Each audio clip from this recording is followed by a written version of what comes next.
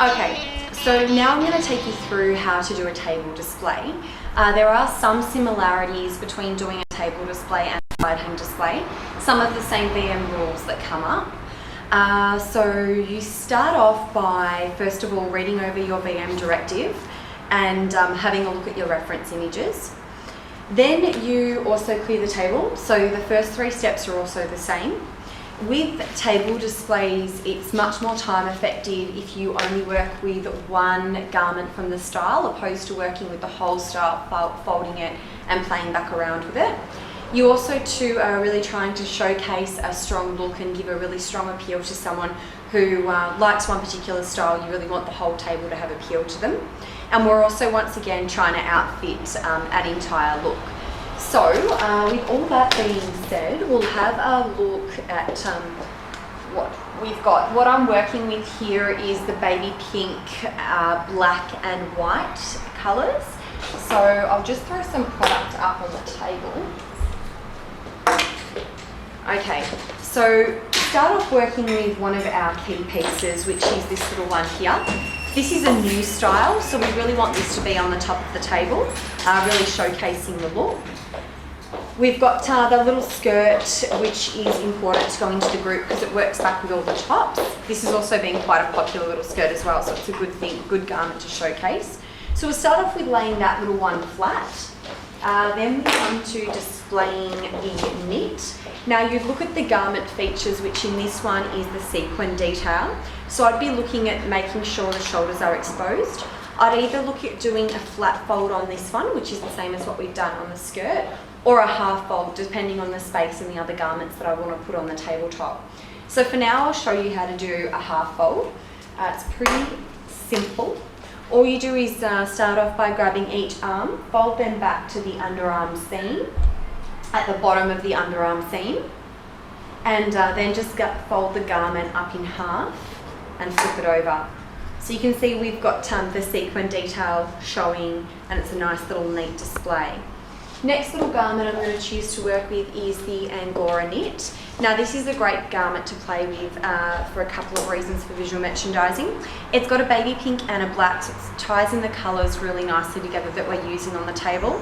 And once again, it's not a cheaper knit, so you're really showcasing some product that's got some value to it. So with this little one here, you could look at doing your regular fold, which I'll take you through in a moment, a half fold like what we've got here, or once again laid flat. Having a look at the garment details, I really want the buttons to be exposed and possibly even the sleeve. It's quite cute being at the short length. So this one here, I'm just going to do the half fold once again, which is quite similar, but I won't fold the arms into the garment. I'm going to leave them laid out. So pop that one down. Next little piece I'm going to choose to work with on the table, I've got a white little polka dot knit, a little cat pink knit, and then I've got a little black knit, which I'd probably choose to use on the tabletop if I am working with a black, because it does pick up on the cream and also the baby pink. So once again, pulling in all the colours together. This one here I'd do as a regular fold because there's no need to showcase anything more than what a regular fold displays. So when it comes to doing a regular fold, we grab one of our little strut cards, which we're using as folding boards for the minute. Lay the knit out flat.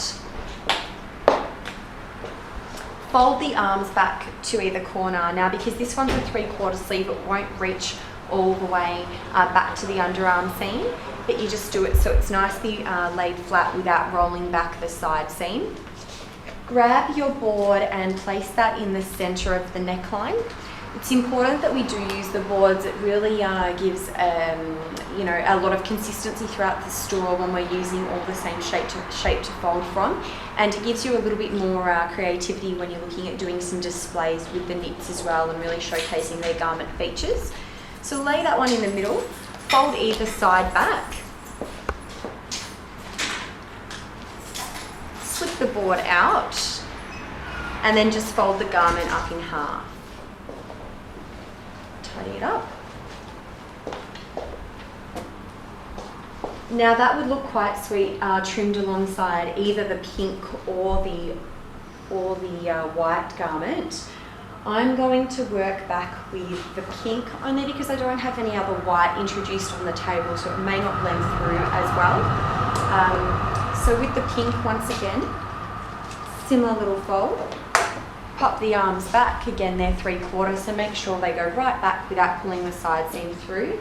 Grab the board, place it in the middle of the neckline, fold either side back, and then you just fold the garment up in half.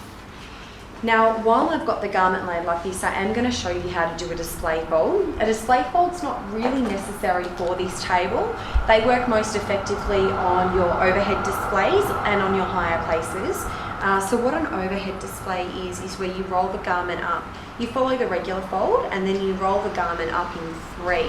So this gives a little bit more height to the edge of the garment, which showcases the product a little bit better if it's displayed up a little bit higher. It also can be good to save a bit of space as well. If you've only got a little bit of space to work with and you really have got a lot of stock to work with, the display fold obviously takes up a lot less room.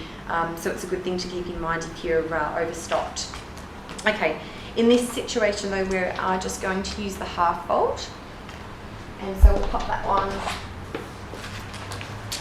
up there like so. So then you step back and have a look at your garment placement. I'd probably like to break these two up. They're quite similar folds and I think it could look a little bit more effective if they were broken up. So I'm probably going to choose to use the pink first, just because this is quite dark and heavy down here. So I'll move this little one back, pull the pink forward, break it up with the 2 little regular folds and then move into the black. Having a look at that, I quite like it. The only thing I would do is swap around my light pink shade with the black. More people come to the table from this angle, so it's got the brighter colour showcasing on the side that's closer to the customers as they come in. Then you pretty much finish your table through accessorising.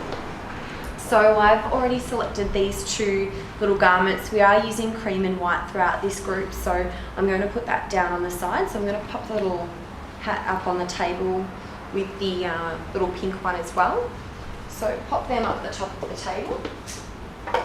I would really work on showcasing my pink because it is the brighter colour. I've got the little strut card that I'm going to work into the group, and I've selected one with some pink shades in it as well. So once again, it's about pulling those colours through. Pop that up there on the table. I've got a couple of bags that I'm working back into the group as well. So when you're displaying the bags, whenever you do a display, always make sure you wipe them down, get all the dust off them, and restuff the bags as well. Just pull the stuffing out, fluff it up a little bit and pop it back in so the bag sits nice and full. Pop that on the table. Now that's hiding my visual, so I'll just tweak around with that placement and pop that on there. And then finally I've got a couple of gloves that I'm working back into the group. So just pop the little gloves down. I'd probably like to break them up with the hats so that I don't have all black on this side and all colour on this side. Just pop the little gloves down and you can see that really adds some character to the whole display. Next up, I'm going to take you through how to do the side of the table as well. And then finally, to finish the step, you just fold all the other product on top.